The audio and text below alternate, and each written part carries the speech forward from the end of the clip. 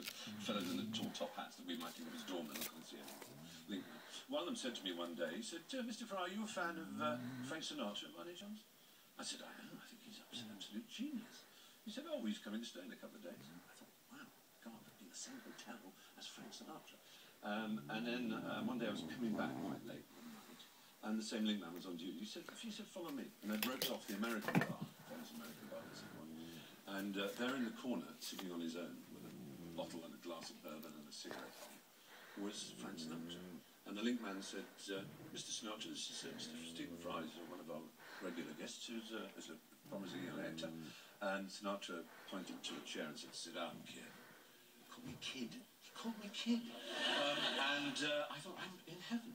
And then, about 30 seconds later, 20 people came in. And so I only had about 30 seconds with him, but it was still marked. So a couple of days later, I see the same link man.